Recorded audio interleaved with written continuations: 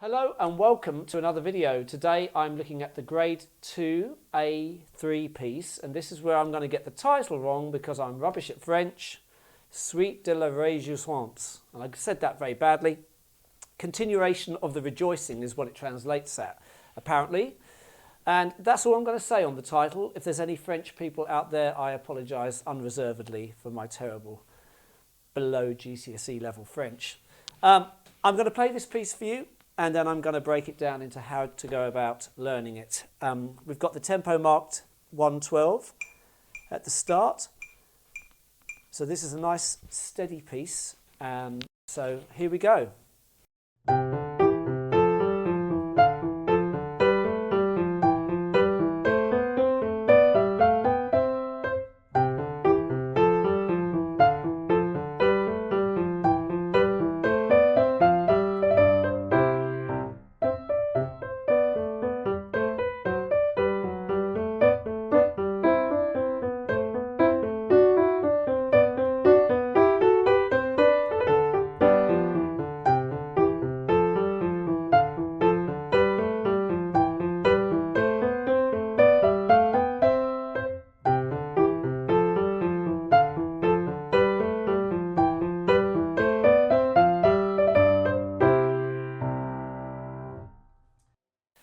There's another way you can play this, and if you read the footnotes of the book, it says down here somewhere in the depths of the footnotes, where I can't see it now, that you can play it in the French Ingles style, that's the word, from the period, which is to me, it's a slightly jazzier sound. Have a listen to this.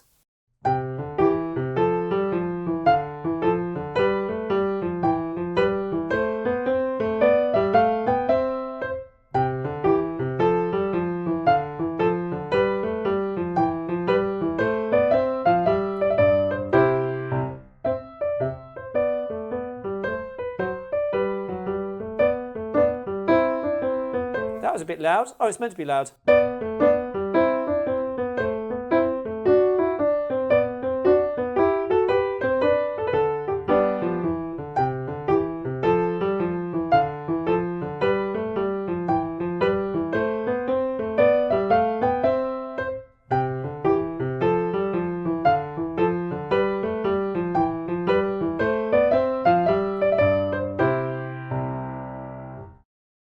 So I'd be interested to know which way you prefer. I think for simplicity, you can just treat it as a straight sound. It's probably easier to play that way, but I'll leave it up to you to decide how you want to do that. Dynamically, it's straightforward. We're beginning forte, so that's loud, and we're keeping that whole section loud until we get to bar 17, where suddenly it's going to be MP, medium soft. I think you've just got to be careful that you get that nice bouncy sound at the start in the right hand. That nice crispy, and then the held note there. Be careful that you don't do, don't come off on the minims.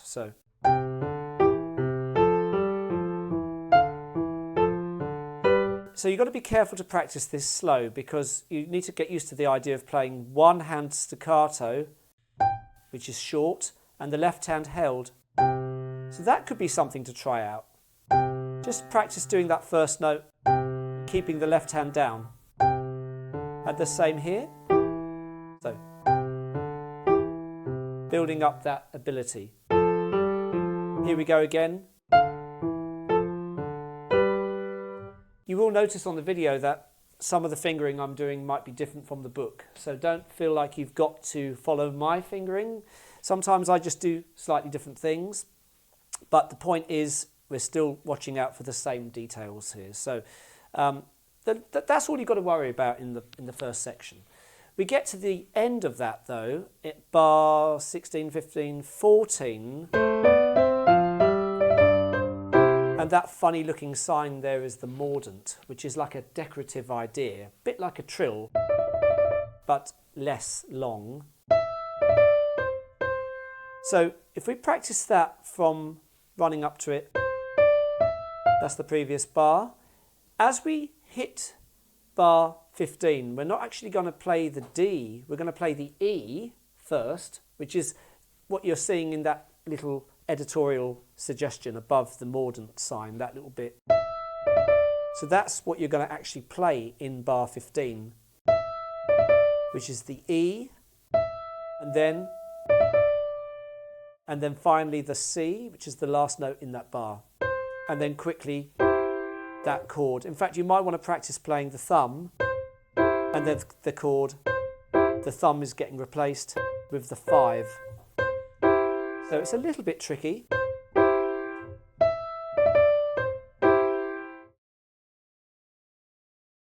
Worth practicing that a lot. And then we get to the end.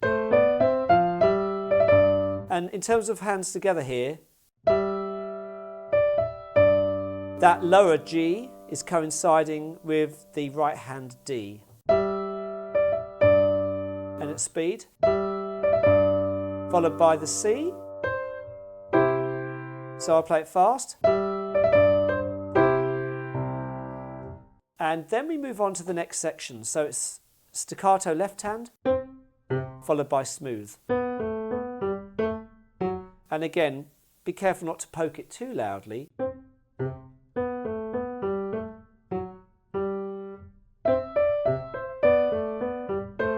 Oops. It can be quite a strange thing to try and play one hand smooth and one hand staccato. So you might want to practice bar 17 like this. Play the first notes and just practice holding down the E while the left hand comes off the C. It's a bit like what we did earlier, but in reverse. Now the left hand is the staccato part and the right hand is legato. The right hand is smooth, left hand is jumpy. And you can just practice one bar over and over, just to build up confidence. And then the next bar, the same thing. So you can practice that bar a few times. Keep locked into the smooth right hand. And then on we go. We suddenly have MF here, so it's a bit louder.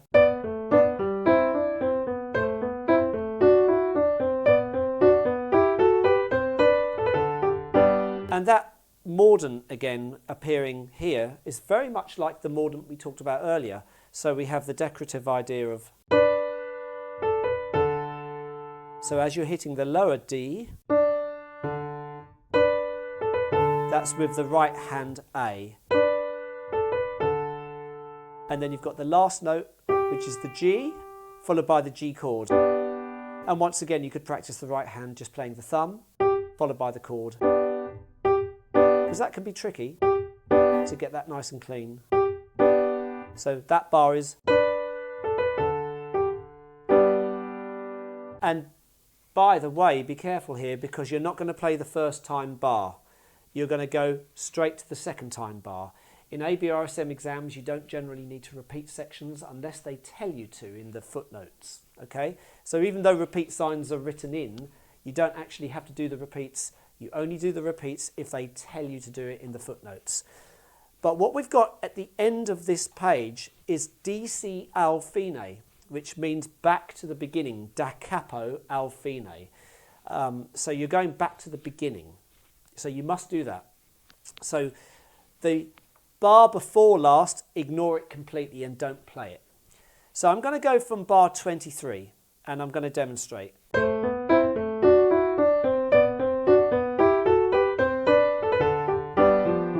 That's the rundown, straight into the top of the page.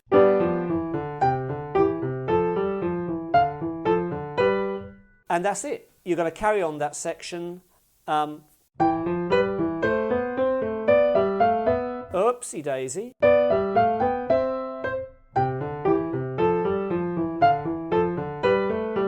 Coming to the end. So you could think of the structure of this piece as section A, section B, and section A again. So the word fine at the end of bar 16 simply means the end. So when you get to that point, you are completely finished. So you've played section A, section B, and then you've gone back to the top of the page and you've played that section again, and then you've ended where it says fine. So I've given you some stuff to think about there. I hope it's been useful to you, and good luck learning it. If you'd like to see me again on some of the other videos, hopefully I'll see you then. Okay, bye for now. Thanks for watching.